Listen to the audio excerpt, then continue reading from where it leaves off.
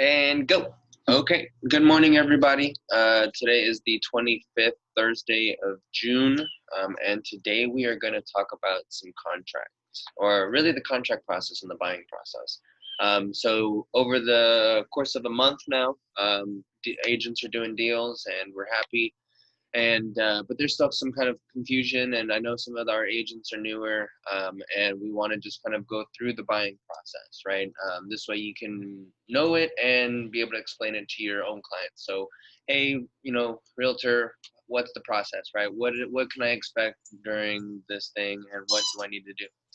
So first and foremost, right, getting your buyer pre-qualified, making sure that your time is worth the effort. You don't want to just be showing anybody and everybody just because they want to go see houses, right? We want to make sure they're going to be submitting bona fide offers and can really purchase a home, right? So first and foremost, get your buyers pre-qualified, contact your lenders. We have great lenders. If you need a referral, just let us know. So after we get the pre-qualification letter, we go and shop. We go look for houses, we submit our offers, and we did do a video about competitive offers. I think one of the first videos we have, so please go check that out. So after we get our contract completed, right? So once we get it executed, now what do I do? Who do I send it to, and what? So first and foremost, you want to send that obviously back to the agent, the selling agent, because we're executed. Both parties need to be in agreement. We have executed, so let's send that to the other agent to make sure we're good to go. Secondly, you need to send it to your title company so they can start their files and start pulling title policies and doing their work. And then third, make sure to send it to your lender. Don't rely on the title company to send it, because title companies are very different. Some title companies are very hand-holding and will do a lot of things for you, and some title companies do the bare minimum. They only do what they're instructed to do. And so really, once you get that contract, you submit it to everybody that needs to be submitted, which is your title company, your lenders, and your other agent on the other side of the transaction. Just really take that into your power, and you guys do that. Don't rely on anybody else to do your job for you, because then you're relying on other people, and sometimes they don't understand or they drop the ball, and we need to make sure all parties are aware that we are now in an executed contract, because our timings are crucial. So next, after you've submitted those contracts to your lender, your title company, and your other agent, you want to start now ordering inspections, right? So your option period from... You gotta deliver money. Well, yeah, but first and foremost, after you know that you've got that executed contract, call your inspector, because now your time is running. So from the time you get it executed, hey, I have a contract I just executed a contract. When is your earliest available time to come out, right? Because we need to make sure we stay within those 10 days or 7 days or however strong your offer is. So get on the phone. It's a quick, easy phone call. Schedule that inspection report, and then move on. So after that, then we can go to title, because now I actually have to go somewhere and do something versus just picking up the phone. So after I've scheduled my inspection, I can then go submit my earnest money and my option money, making sure that you ask your title company, hey, can I leave the option check with you guys? Because sometimes the title companies are instructed to not accept option money, because technically it's not receipted until it gets delivered to the seller. But some title companies are okay with that. But just making sure that they're okay with accepting it and receiving it on behalf of the seller. And some agents are okay with that. Some agents are not okay with that. So making sure that you do that. And then, so after you've submitted checks and option or earnest and option to title, then we move into checking for open permits as well. So after you've set up your inspection report, check for permits, and we'll send you guys a link. So San Antonio is a public city, right? You have that public information. So there's a link. You just type in your address, pull up the permits, and within your negotiating period, your option period, do your inspection, and then also check for open permits, so that whenever we do go to ask for repair amendments or do those negotiations, we want to make sure that everything is closed out, because permits are a big issue, and they have been a pretty big issue lately with all of the flips going on. So if you know that your buyer is purchasing a recently flipped home, make sure to check those permits. We don't want anything coming back later. Hey, the plumbing wasn't done right, the electrical wasn't done right, framing wasn't done right, something else, and then your buyers are then responsible to close those permits out if the city comes and knocks on your door. So within those inspection periods, make sure to check out those permits because they are very important and they can cause a huge headache. And you're going to be the first person they call and say, why didn't you check this for me? And why didn't anybody check this for me? Because the lenders don't require you to check the permits, and neither do the title company. Nobody's instructing you guys to go do those things. So make sure that you do. And we'll provide a link for that later. So after that, we've found the repairs that we needed, we wanted, and we got them negotiated, and we got the permits checked out, seller to make sure to close out all permits before closing. At that point, then we can start getting with our lender. Our lender then, even before your option period ends, typically everybody wants to wait. So as soon as those repair amendments are made, whether it's 3, 4, 5 days in, and you still have an extra few days after option, call your lender. Hey, we've already repaired, we've already got the repair amendment signed. We've got everything negotiated. Let's order the appraisal. The faster we can order those appraisals, the quicker we can close. And for those competitive offers, that's very crucial, is getting that appraisal ordered early so that it doesn't come in late. Because a lot of the times, and especially right now, there's a lot of refis because of the rates are so low. So there's a lot of appraisals happening, and I'm seeing typically around 2, maybe even 3 weeks out. They take quite a bit of time to get out there. You might get the appraiser out to the property maybe the next day or in 2 days, but that report's probably not going to still come out for another 4 or 5 days because they have to go back and type everything out, get the valuations, and do all that. So the earliest you can get those appraisals ordered and done, that is crucial. And then from there, someone's at my front door.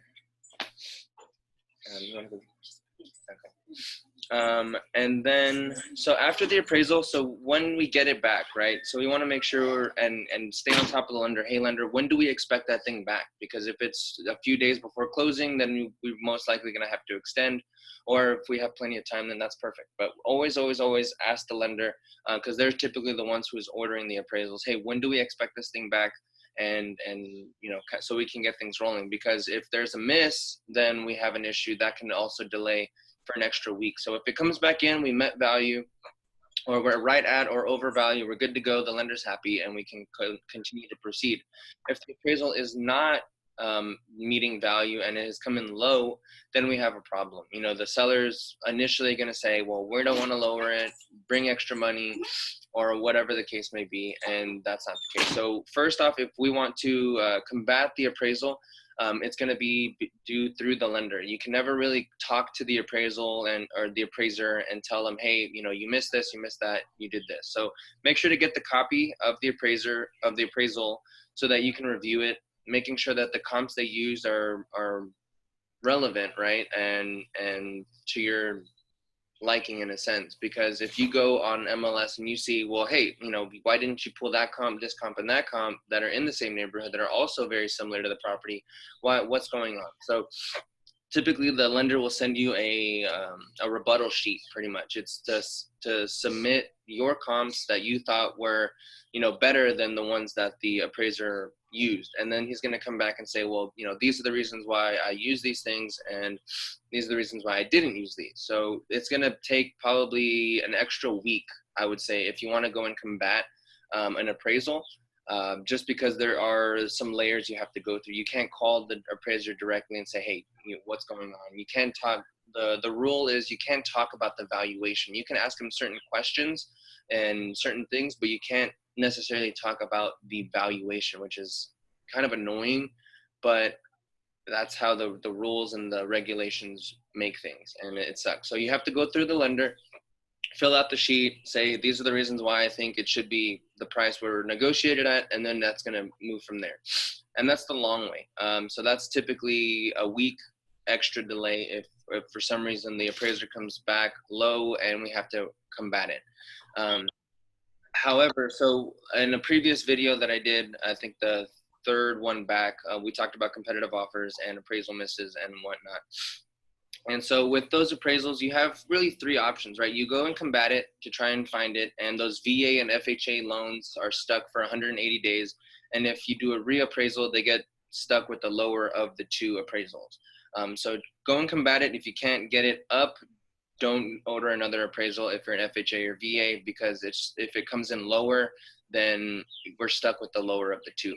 At that point, let's renegotiate with the seller. Hey, seller, we understand that the appraisal came in low. Do you have any additional comps that we can send to the appraiser to maybe escalate that value? If you don't, then we move on to option two. Option two is, hey, seller, since we don't have the valuation, let's drop the price to where the valuation is met, and then we can proceed, right? The lender's good, everybody's happy. Hopefully the seller isn't taking too much of a hit, and we can go back and we can continue. The second option is, we don't agree, when you guys go back on market, you guys have to wait another 30 days to close the property. You have to go through another appraisal, and if that appraisal comes in low, then FHA or VA is coming back at the lower appraisal, even from the first one. So first and foremost, those appraisals for FHA and VA are stuck for 180 days, and if they get a reappraisal, it's to the lower one. So I just want to make sure that y'all understand that, because that is a huge negotiating tool when trying to bring that seller to come down, right? They're stuck with that appraisal. If it's a conventional loan, then you can go and reorder another appraisal and order as many as you want, but they are $500 a pop. So keep that in mind. But if it's FHA or VA, you have a negotiating power to say that, you have to go through this whole process again, and it's stuck. So might as well, let's just proceed and let's get this thing done. Your seller gets their money, we get the house, and everybody can move forward, instead of you trying to resell the property and you're going to have to be in the same situation again 30 to 45 days later on down the line. So it's in everybody's best interest to let's just proceed.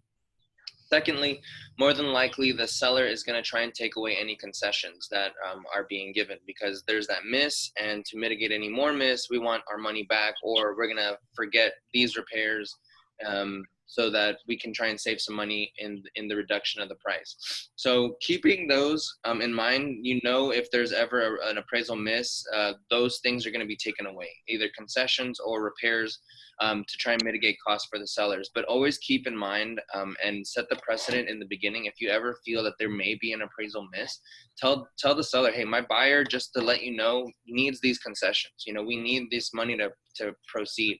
So if we do have a miss, they've already heard it. They're kind of they've already been desensitized to that notion that you guys need that money. So if they come down on price, hopefully we can still keep the concessions for our buyers. Even if they don't need it, tell them we need it. It just helps your buyers and makes you look like a rock star. So, and then the third option is we cancel, we terminate, and then, they can proceed the way we want. If they don't want to come down to the appraised value, hopefully we've put in our contracts that, based on the lender's appraisal, we get to back out, we get our earnest money back, and then let's go shopping again. Unfortunately, it's not the best option, because, nobody wins. You don't get your commission, and we have to go back to finding another home.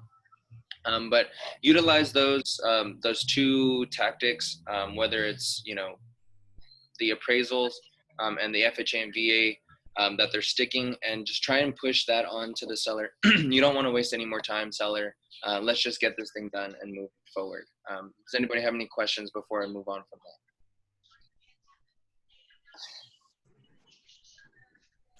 Okay.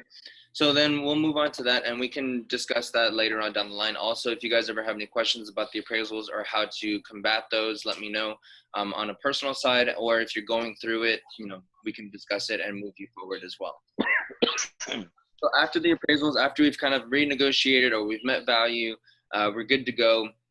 Making sure that HOA docs are ordered, making sure that those timings are still in play, because if your house does have an HOA, make sure those things are getting ordered. Check with your title company to see if they're going to be ordering them, or if your seller or you need to order them. Always be on top of that, because again, the title companies are very different in that sense. Some do everything for you and some do nothing for you.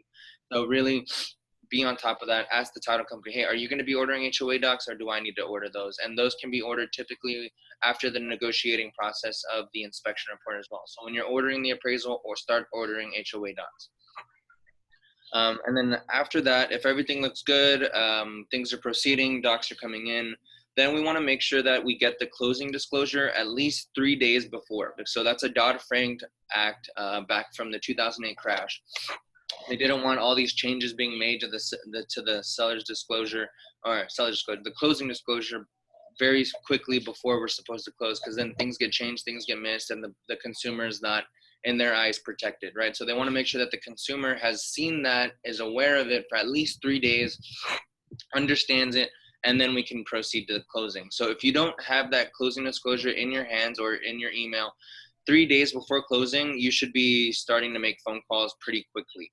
I would really start making phone calls if you don't have it 5 days before. If you're closing in 5 days and you haven't seen a settlement statement or a closing disclosure, start calling title, start calling your lender, and really start calling your seller's agent also that says, hey, I haven't received anything. Have you received anything? If not, then we need to find out what's going on and why we don't have it yet. Because typically you should have it relatively about 5 days before, but the minimum is, the minimum is 3 days. So 5 days before, start making those phone calls. What's going on? What conditions still have to be met before we can get that clear to close? Because that clear to close is very, very important. And then after that, so once you do receive your CD, please send that into management for us so that we can get you your disbursement agreement. So we're doing that now instead of the title cutting us one check and then we have to come and cut you another check. So we're doing DAs. So if anybody at title asks you, just let us know, send us the CD, we'll send it out, and then the title will cut you your check directly from title, and then they'll cut our check directly to us, so we don't have to waste more time or, have to risk you guys coming to the office and, either, the way things are with COVID right now, everything's pretty remote. So we want to keep it that way. They can also do wires for you if you want to do a wire instead of having to go and pick up your check, or they can mail it. So however you want it done, just let title know and they can do that for you. The other thing is making sure your SkySlope is up to date. So if we notice that you guys haven't uploaded stuff or are missing documents, we're not going to send out that DA. So please stay on top of those documents and that paperwork so that we can make sure everything is filled out, closed out, and then we can send those DAs to title to release your funds. And that's great.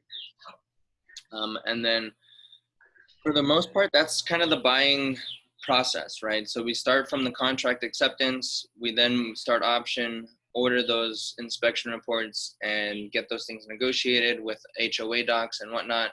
Then we move into appraisals, fight the appraisals or not fight the appraisals, making sure we have our CDs 3 days before, and then we can go ahead and close. Does anybody have currently any questions on that? That was kind of a quick run through. Okay. And then a quick update. So we did a poll, actually during this week, we took a poll from Monday to now about what day works best for everybody for our kind of kickoff barbecue for Adapt Realty Group. And the majority of people said Friday, July 11th worked for them. So that's going to be our new day, and we'll put that in the email that's going to follow this email. Is Friday, July the 11th. I believe that's the second weekend of July. We will be having our kickoff barbecue. So come out, bring whatever you'd like, drinks or sides or whatever you want. We'll probably make, chicken. I might smoke a brisket and maybe some sausage or something. But if y'all have any food allergies or food preferences, let me know and we can accommodate, or just bring a small side dish or dessert or chips or whatever you want. And then we can make a small potluck / normal thing here. But we're super excited for it, super looking forward to it. We'll provide, some beer and some waters and some Cokes. But if you want to bring anything extra, that's more than happy, more and up to you. Other than that, that's the main thing I wanted to talk about for today. The goals, though, for next Monday, I really want to start doing that. I really want everybody to keep that in mind over the weekend. Is what is a goal that you can complete in 7 days? From Monday to Sunday, right? We want to just something very small, get one more client. I want to meet 2 more people that I've never met.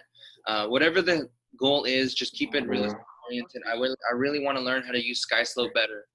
Whatever that goal is, keep that in mind for next Monday, because we will be going over those and really keeping those and holding ourselves accountable to those. and holding yourselves accountable to me in a sense, right? And hold me accountable as well. I will be creating goals for myself, for you guys, so that I can make you guys a better team as well. Does anybody have any questions?